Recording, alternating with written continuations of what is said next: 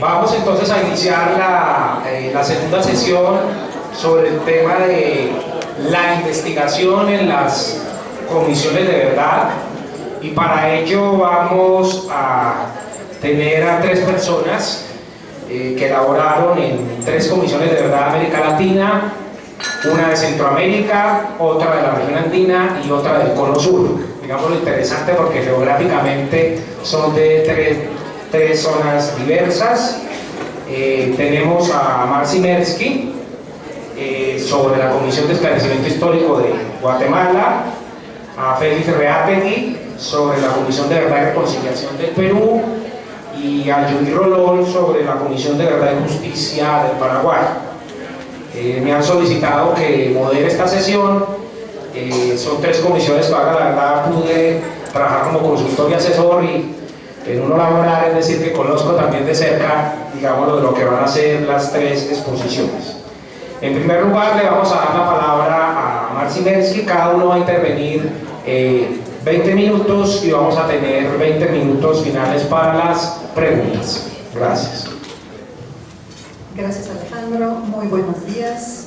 Es un placer estar con ustedes en esta época, cuando el tema de la Comisión de Verdad pues, toma nuevamente importancia en los debates en Colombia.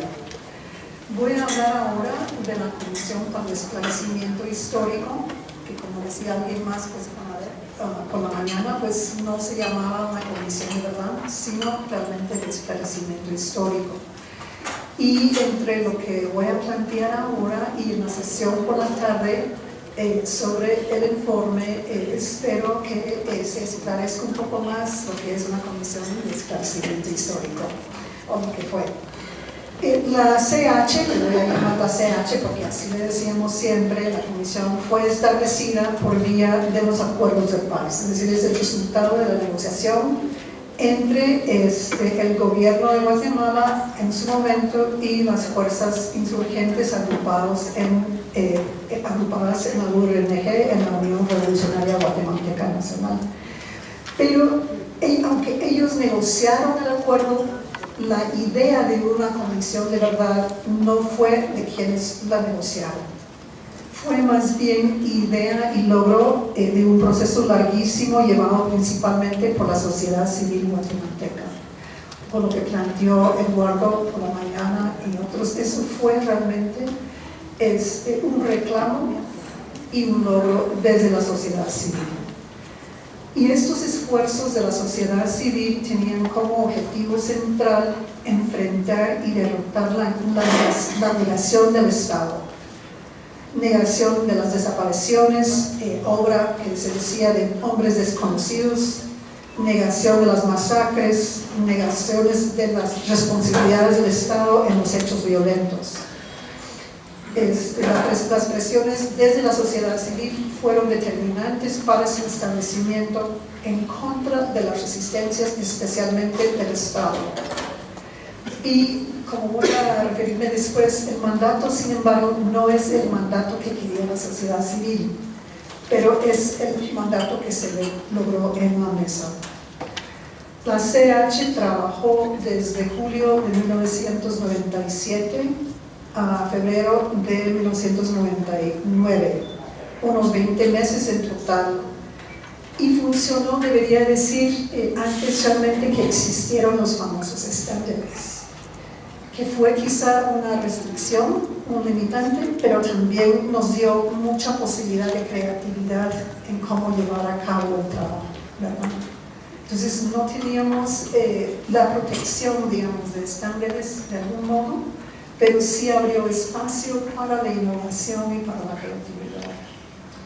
La comisión examinó los 34 años del conflicto armado, del periodo 1962 a 1996, periodo que inicia con el primer enfrentamiento entre insurgentes y el Estado y termina cuando se firmaron los acuerdos de paz. Fue un periodo sumamente largo, y la mayoría de las violaciones, especialmente las masacres, fueron cometidas en el periodo de 1978 a 1984 o sea, unos 12 a 20 años antes del trabajo de la comisión, hecho que de por sí provocó muchas dificultades en la investigación. Durante su trabajo, la CH habló con más de 20.000 personas y tomó más de 7.300 testimonios, registrando unos 7.500 casos que muchas veces incluían múltiples violaciones y múltiples víctimas. Es decir, no fue un caso por hecho ni un caso por víctimas. Entonces, muchos de los casos reunían múltiples violaciones y muchísimas víctimas. Pero aún así, la comisión logró documentar e investigar solo una pequeña parte del universo completo de violaciones. Esto es común en las comisiones de verdad, por el poco tiempo, por el temor que puede haber, por el carácter normalmente voluntario de la participación y por decisiones muy personales e íntimas de las personas de participar o no. Por sus investigaciones, la CH registró casi 24.000 ejecuciones extrajudiciales, más de 6.000 víctimas de desaparición forzada y casi 670 masacres. Sin embargo, por un ejercicio de proyección estadística, la comisión estimó que durante el conflicto hubo aproximadamente 160.000 muertos, 40.000 desaparecidos y 600.000 desplazados de una población que mediaba alrededor de los 6 millones. De estas cifras, todos eran civiles. 3 comisionados conformaron la CH, 2 guatemaltecos y un extranjero, que se llama Christian Tomuschat, un jurista alemán.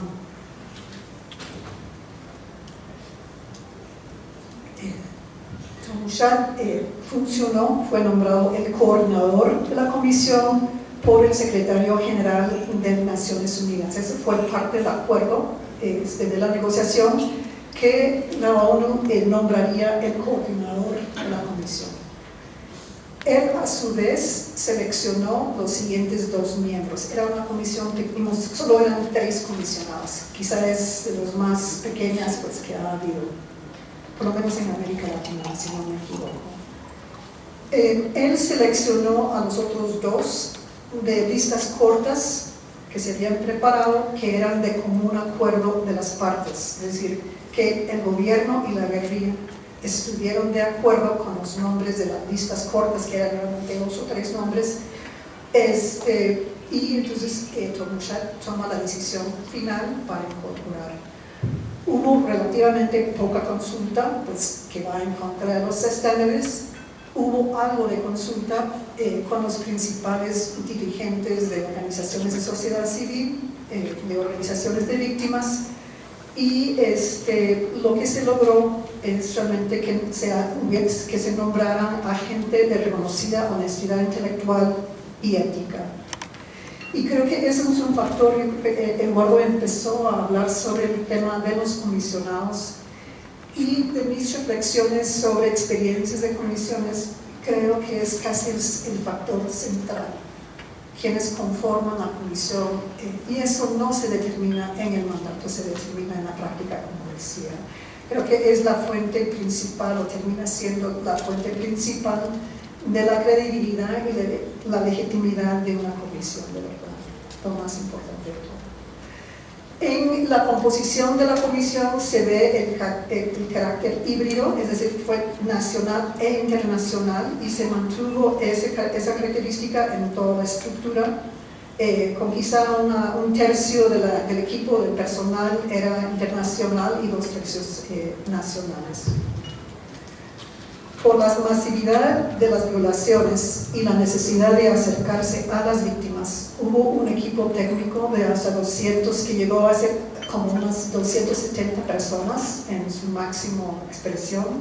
Eso fue para la etapa de investigación de campo, que duró unos 8 meses.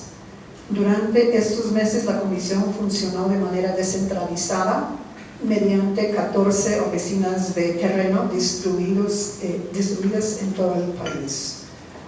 por la limitación de recursos y diría también porque se subestimaba terriblemente la cantidad de personas que se iban a presentar, que iban a querer declarar ante la comisión. Se pensaba mucho que el temor iba a impedir que la gente se acercara, pero lo que encontramos realmente fue una demanda mucho mayor de lo que se había previsto. Entonces realmente nos rebasaba muchísimo la capacidad de recibir todos los testimonios. Pero decía, en parte limitación de recursos, en parte por esa subestimación, cada oficina regional contaba con equipos muy limitados, de 2 a 8 profesionales con formación muy variada. Eran abogados, antropólogos, sociólogos y periodistas, entre otros.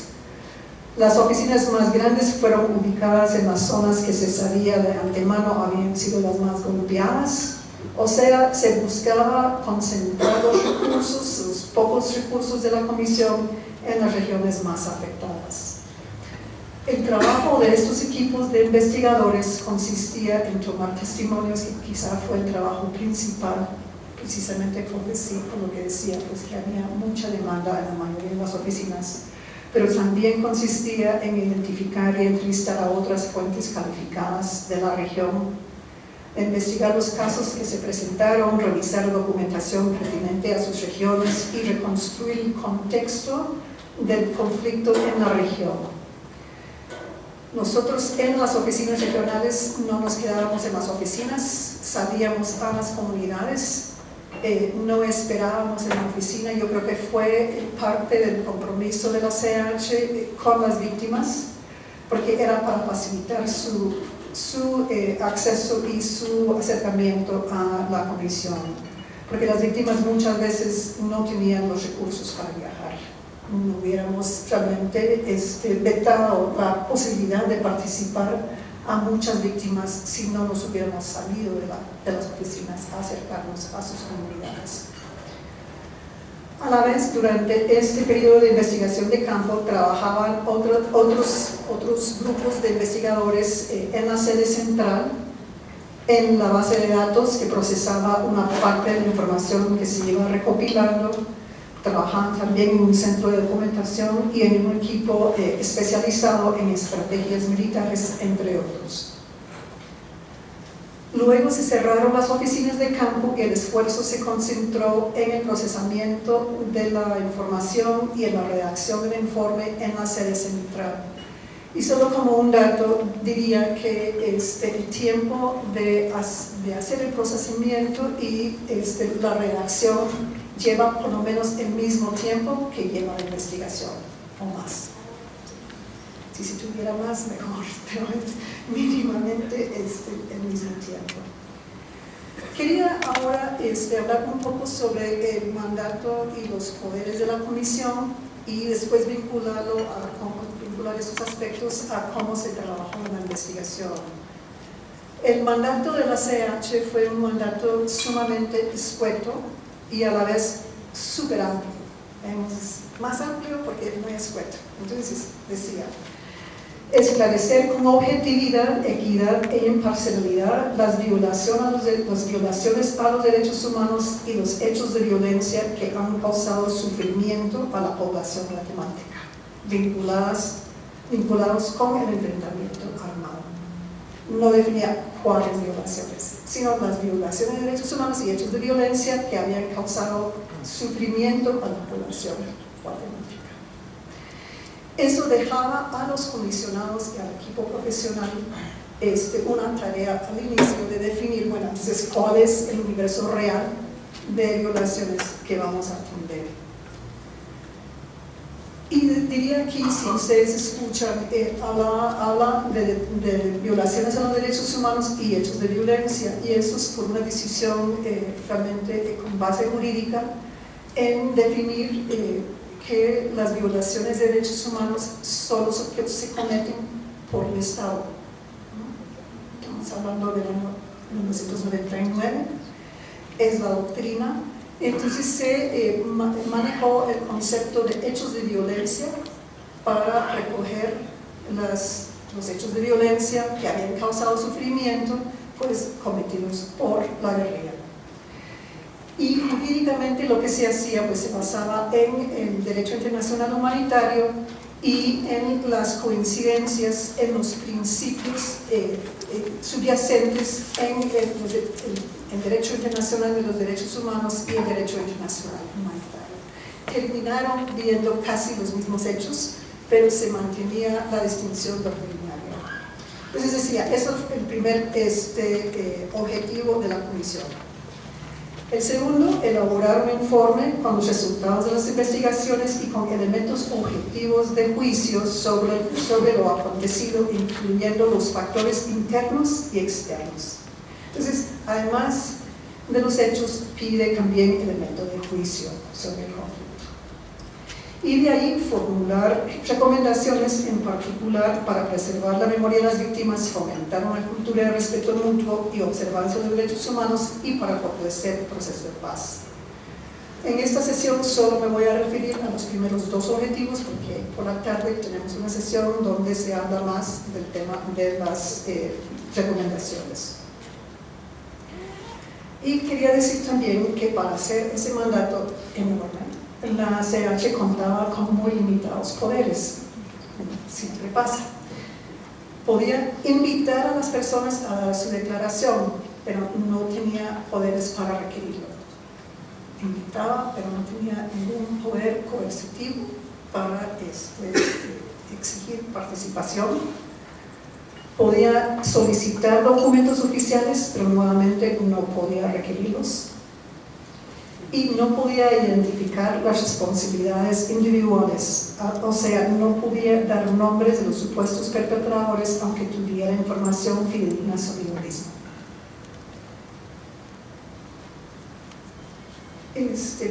Por esas limitaciones, decía que no fue el mandato que quería la sociedad civil en su momento, aunque había sido producto de sus luchas, pero fue el mandato posible en ese momento.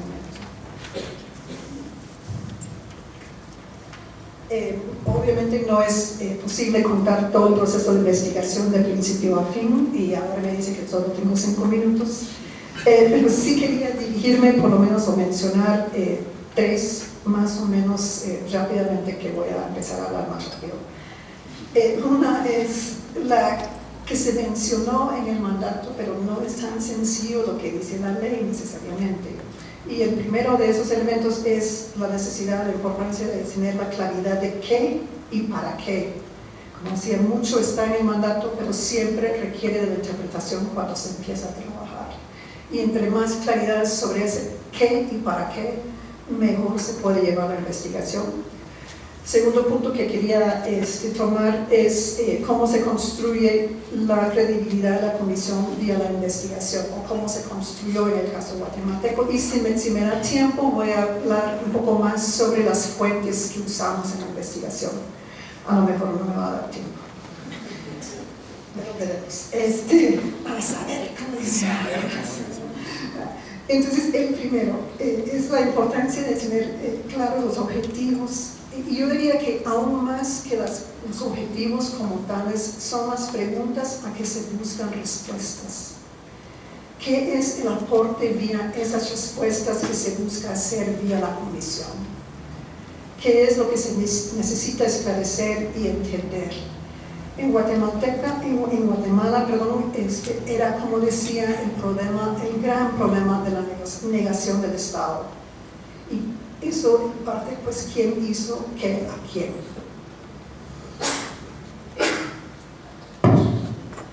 También, además de la negación, el tema de las responsabilidades institucionales.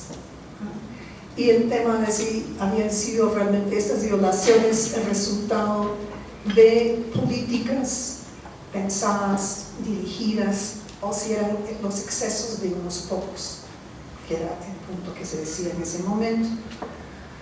Y el tercer punto, que era central en el caso guatemalteco, es cómo la violencia y sus secuelas se habían calado en toda la sociedad.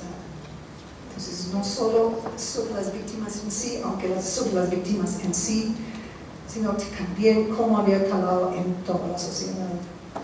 Y toda la investigación se desarrolla en ese marco. A la vez, pues se trabajaba con cierta flexibilidad para dejar que la investigación también nos enseñaba. Así, por esa flexibilidad, como a mitad de la investigación se agrega la investigación sobre el genocidio, que termina siendo uno de los aportes muy importantes de la comisión. El segundo gran problema o reto que quería ver es el tema de la objetividad y la credibilidad. La credibilidad, cómo se vincula la investigación independiente, que se decía antes también, cómo se establece la independencia, y que se vincula a la forma de investigar y a la autoría del propio informe. En Guatemala se vivía una situación muy polarizada todavía, yo diría hasta hoy en día, como vemos con el caso genocidio, el caso judicial. Inclusive había sido sumamente difícil lograr el acuerdo para establecer una convención. Quizá fue el más objetado este acuerdo por el ejército durante las negociaciones, y tal así que por fin se llevó el equipo que negoció los acuerdos de paz a encerrarse en una granja en Oslo, donde no les dejaba salir hasta llegar a un acuerdo sobre ese tema. Fue realmente muy, muy difícil. Entonces, esto hacía que el tema de la objetividad y la credibilidad fueran características que se tenían que construir, garantizar y cuidar muchísimo. Son características que dependen de muchas actividades y actitudes en el trabajo de una comisión, no solo de su metodología. Se construye también, como decía antes, con la calidad de los comisionados, con la calidad de las relaciones con diversos sectores de la sociedad y con la comunicación estratégica, temas que vamos a ver más adelante. Aquí solo quiero mencionar algunos elementos desde la investigación y la experiencia del CH. Primero, la CH investigó tanto los hechos cometidos por la guerrilla como por los actores estatales, ejército, policía, paramilitares. Los paramilitares en el caso guatemalteco fueron organizados directamente por el ejército e incorporaron en su momento a todos los varones mayores de 14 años. Es un fenómeno enorme. Forzados muchos, convencidos otros, cometieron una parte importante de las violaciones. Esta división se derivó directamente del mandato y se cuidó mucho de aplicar el mismo rigor en la investigación sin tomar en cuenta quién hubiera sido el responsable. También desde su inicio, la CH convocó a todos. No fue una comisión solo para escuchar a las víctimas, aunque eran por mucho lo más numerosos los declarantes, o de solo una parte del conflicto.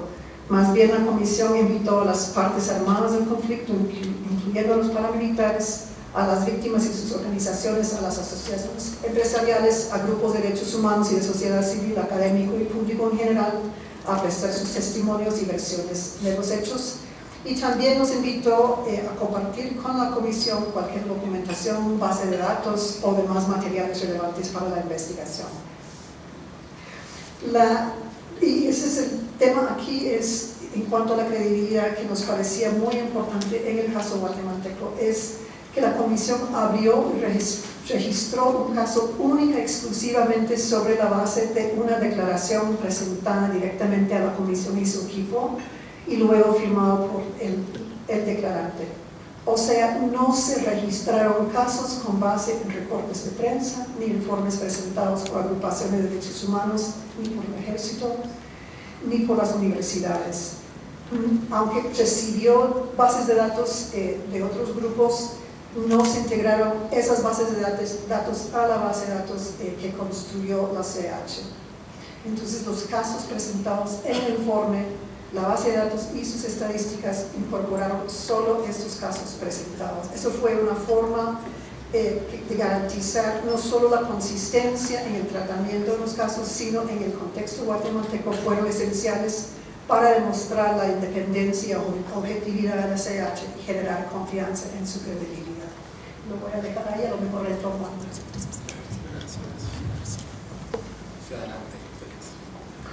Gracias, Alejandro, buenos días.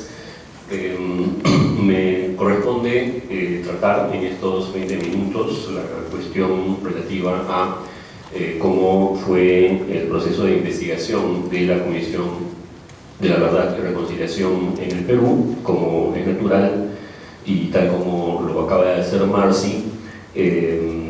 Lo que voy a hacer es una presentación bastante sucinta, sin naturalmente tener la oportunidad de entrar en profundidad en los distintos temas, pero vale, diría yo, el esfuerzo de tener en un tiempo limitado estos diversos casos como materia de reflexión para el ejercicio que se avecina en Colombia.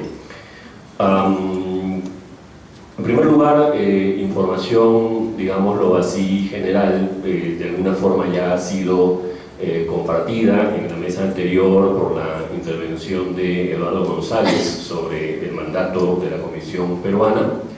Me limito a decir simplemente que se trata de una comisión que funcionó durante 26 meses en total, entre los años 2001 y 2003, que tuvo como periodo y como tema general de su investigación el proceso de violencia que la comisión denominó conflicto armado interno, que tuvo lugar en el Perú entre los años 1980 y 2000, como es sabido por la acción de la organización Sendero Luminoso y naturalmente por la respuesta a esa acción de parte de las fuerzas policiales y armadas del Estado peruano, sin dejar de mencionar a otros grupos menores como el Movimiento Revolucionario Tupac Amaru y en algunos momentos también escuadrones de la muerte y grupos paramilitares. Quiero dividir mi presentación en 5 puntos, si es que naturalmente el tiempo me resulta suficiente para eso, que son los siguientes. En primer lugar, me quiero referir a cuál es el núcleo, por así decirlo, de las preguntas básicas que esta comisión tenía que contestar, o dicho de otra forma, una verdad sobre qué es que tenía que producir esta comisión. En segundo lugar, quiero hablar de cómo es que sobre la base de saber qué es o en qué consiste esa verdad que se tenía que producir, se infiere una cierta organización, un cierto despliegue de esta comisión con fines de investigación. En tercer lugar, quiero referirme a la cuestión que suele ser la columna vertebral de la mayoría, si no de todas las comisiones de verdad que han existido, que es la actividad de toma o acopio de testimonios de las víctimas. En cuarto lugar, quiero hablar sobre algo que se suele llamar la verdad jurídica, que es uno de los aspectos de la verdad que esta comisión, como otras, tenía que esclarecer. Y finalmente, en el quinto punto, y ya veo que es demasiada materia para el tiempo que tenemos, pero haré mi mejor esfuerzo, la cuestión relativa a lo que se suele denominar la verdad sociohistórica o la verdad histórica. Entonces, comenzando por lo básico. Desde luego, esta comisión tiene un mandato, Eduardo González ha comentado ampliamente sobre eso, pero de ese mandato se deducen, o de ese mandato resultan unas cuestiones básicas que, insisto, se refieren a este asunto. A fin de cuentas, ¿sobre qué es que tiene que producirse una verdad en este ejercicio? Y ese contenido de la verdad que hay que producir se divide típicamente, y así fue para la Comisión Peruana, en